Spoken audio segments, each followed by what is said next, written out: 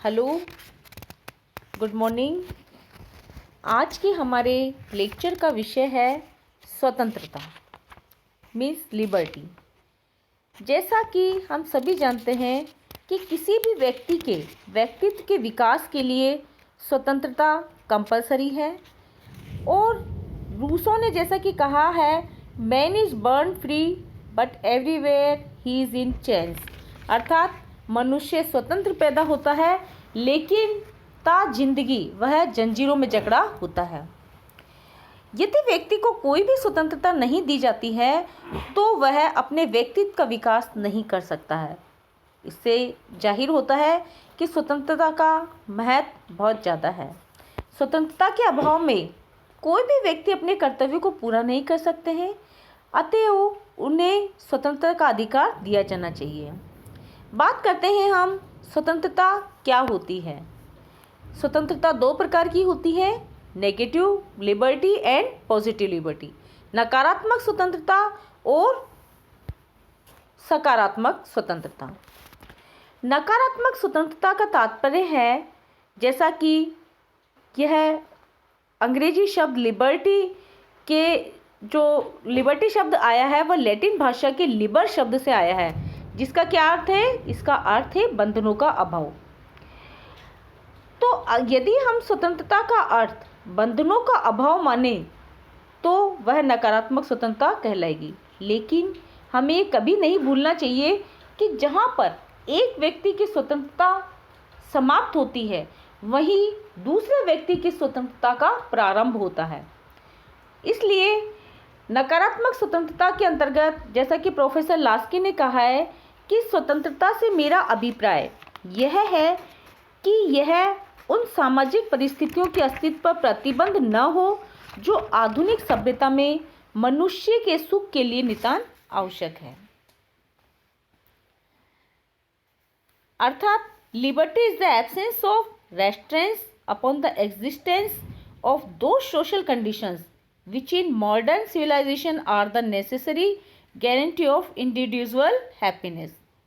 तो इससे स्पष्ट होता है कि मनुष्य को बिल्कुल अकेला छोड़ देना चाहिए और वह जो चाहे वो करे। अर्थात सभी प्रकार के प्रतिबंधों का अभाव होना चाहिए।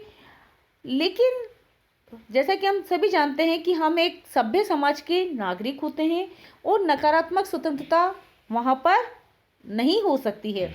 इसलिए सीले, फ्रीमैन, मैकेंजी आदि विद्वानों ने जो परिभाषा दी है वह सकारात्मक स्वतंत्रता की परिभाषा अर्थात पॉजिटिव लिबर्टी की परिभाषा दी है। जैसा कि फिक्टे ने कहा है कि कोई भी व्यक्ति समाज में रहकर ही अपनी स्वतंत्रता प्राप्त कर सकता है। अतः राज्य का प्रमुख कार्य क्या होगा? ऐसी दशाओं का निर्माण करना होगा जिससे व्यक्ति की स्वतंत्रता प्राप्त हो। आगे चलकर ग्रीन ने लिखा है कि जिस प्रकार सौंदर्य क्रूरता के अभाव का नाम ही नहीं होता, उसी प्रकार स्वतंत्रता प्रतिबंधों के अभाव का नाम नहीं है। इसीलिए उन्होंने कहा है कि स्वतंत्रता ऐसे कार्य करने और उपभोग करने की शक्ति का नाम है जो करने योग्य या उपभोग के योग्य हों। अर्थात the positive power of doing और इंजॉइंग समथिंग वर्थ डूइंग और इंजॉइंग। तो इस प्रकार से हम कह सकते हैं कि सकारात्मक रूप से स्वतंत्रता का तात्पर्य ऐसे वातावरण और परिस्थितियों की विद्यमानता से है जिसमें व्यक्ति अपने व्यक्तित्व का पूर्ण विकास कर सके। यदि हम दोनों को साथ देखें तो न्यूनतम दो चीज़ें स्पष्ट हो सकती हैं।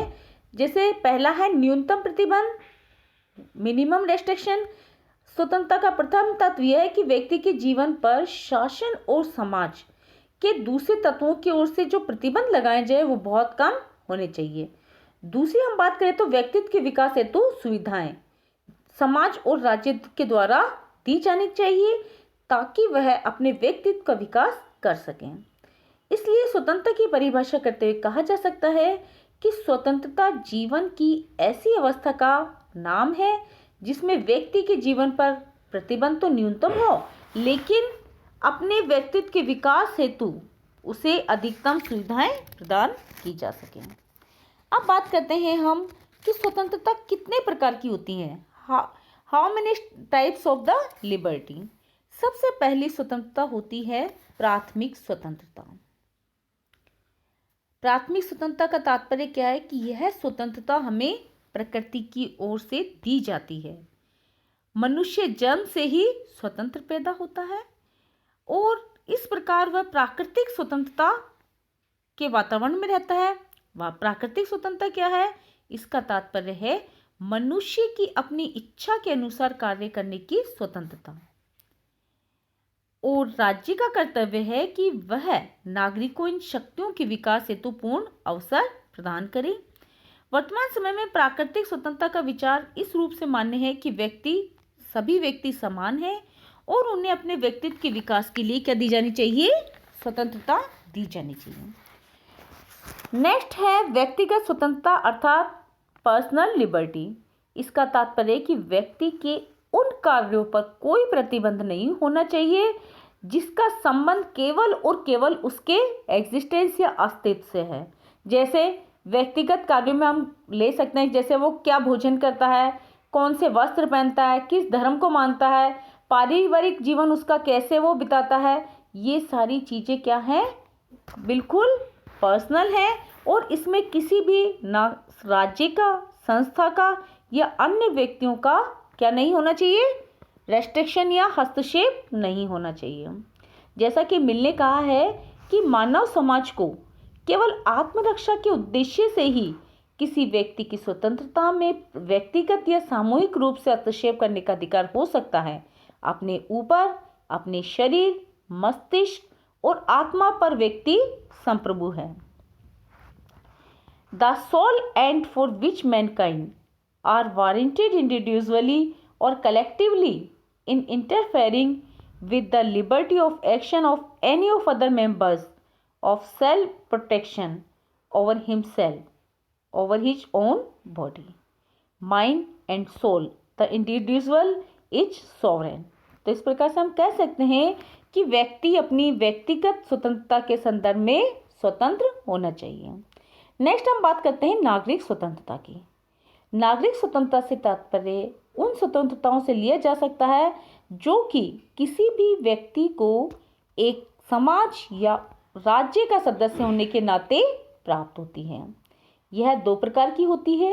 एक तो शासन के विरुद्ध व्यक्ति ही की स्वतंत्रता है या व्यक्ति को व्यक्ति और व्यक्तियों के समुदाय से स्वतंत्रता प्राप्त हो। साधारणतः नागरिक स्वतंत्रता का स्तर सभी राज्यों में एक जैसा नहीं होता है। जैसा कि साम्यवादी देशों की बात करें तो वहाँ पर नागरिकों को ज़्यादा स्वतंत्रता प्राप्त नहीं होती है, लेकिन यदि हम लोकतांत्रिक राज्यों की बात करें तो वहाँ पर नागरिकों को नागरिक स्वतंत्रता ज़्यादा प्रदान की जाती है और जहाँ पर जितनी ज़्यादा नागरिक स्वतंत्रता प्रदान की जाती है उसे उतना ही अधिक लोकतंत्रात्मक और लोक कल्याणकारी राज्य कहा जाता है। नेक्स्ट हम बात करते हैं राजनीतिक स्वतंत्रता की। राजनीतिक स्वतंत्रता का तात्पर्य क्या है? इसका तात्पर्य है कि व्यक्ति राज्य में रहने के नाते राज्यों के कार्यों में स्वतंत्रता पूर्वक सक्रिय भाग ले सकता है, राजनीतिक सहभागिता निभा सकता है। जैसा कि लास्की ने कहा है कि राज्य के कार्यों में सक्रिय भाग लेने की शक्ति ही राजनीतिक स्वतंत्रता है। The power to be active in the affairs of the state. तो इस प्रकार से हम कह सकते हैं कि राजनीतिक स्वतंत्रता के अंतर्गत व्यक्ति को कम से कम ये अधिकार तो प्राप्त होने चाहिए। पहला है मतदान का अधिकार, दूसरा है निर्वाचित होने का अधिकार। इसी प्रकार से उचित योग्यता होने पर नागरिक कोई भी सार्वजनिक पद प्राप्त कर सकता है और इसके अलावा सरकार के कार्यों की आलोचना का अधिकार भी होना चाहिए। इसी प्रकार से हम बात करते हैं आर्थिक स्वतंत्रता की। तो लास्की के अनुसार आर्थिक स्वतंत्रता का तात्पर्य यह है कि प्रत्येक व्यक्ति को अपनी आजीविका कमाने की समुचित सुरक्षा और सुविधा प्राप्त हो। व्यक्ति को बेरोजगारी और अपर्याप्तता की निरंतर भय से मुक्त रखा जाना चाहिए, जो कि किसी अन्य की अपर्याप्तता की अपेक्षा व्यक्ति की समझ शक्ति को बहुत अधिक आघात पहुंचाती है। व्यक्ति को कल की आवश्यकताओं से मुक्त रखा जाना चाहिए। इसी संदर्भ में जैसा कि हम सभी जानते हैं कि सरकार ये चाहती है कि कम से कम व्यक्तियों को अपना न्यूनतम जीवन स्तर जिया जा सके, और यही कारण है कि व्यक्तियों को रोजगार प्रदान करने के लिए अगर हम अपने भारत के संदर्भ में, राजस्थान के संदर्भ में देखें तो जैसे बहुत सारे कार्यक्रम चलाए जाते हैं, जैसे नरेगा, महानरेगा, जहाँ पर जैसे कुछ निश्चित दिनों की मिनिमम गारंटी दी जाती है कि इतने दिन, साल में इतने दिन तो किसी भी व्यक्ति को रोजगार प्राप्त होगा ही। नेक्स्ट हम बात करते हैं राष्ट्रीय स्वतंत्रता की। राष्ट्रीय स्वतंत्रता क्या है कि प्रत्येक व्यक्ति के स्वतंत्रता के अधिकार के समान ही प्रत्येक राष्ट्र को भी स्वतंत्र होने का अधिकार है। राष्ट्रीय स्वतंत्रता के विचार के अनुसार भाषा, धर्म, संस्कृति, नस्ल, ऐतिहासिक परंपरा आदि की एकता पर आधारित राष्ट्र को यह अधिकार है कि वह एक स्वतंत्र राज्य का निर्माण करे तथा अन्य किसी राज्य के अधीन नहीं हो। तो इस प्रकार से व्यक्ति की स्वतंत्रता दूसरे व्यक्तियों की समान स्वतंत्रता से सीमित होती है, उसी प्रकार एक राष्ट्र की स्वतंत्रता दूसरे राष्ट्र की समान स्वतंत्रता से सीमित होती है। और लास्ट हम लेते हैं नैतिक स्वतंत्रता। नैतिक स्वतंत्रता क्या है? यह व्यक्ति की उस मानसिक स्थिति से को दर्शाती है जिसमें वह अनुचित लोभ, लालच के बिना अपना सामाजिक जीवन व्यतीत करने की योग्यता रखता है। तो इस प्रकार से हम कह सकते हैं कि सभी प्रकार के जीवन और शासन व्यवस्थाओं के लिए नैतिक स्वतंत्रता की आवश्यकता होती है। तो हमने आज देखा कि स्वतंत्रता का क्या अर्थ है, इसके कितने प्रकार होते हैं, और स्वतंत्रता नकारात्मक होनी चाहिए या सकारात्मक। कल हम समानता के बारे में अध्ययन करेंगे। धन्यवाद। हो गया।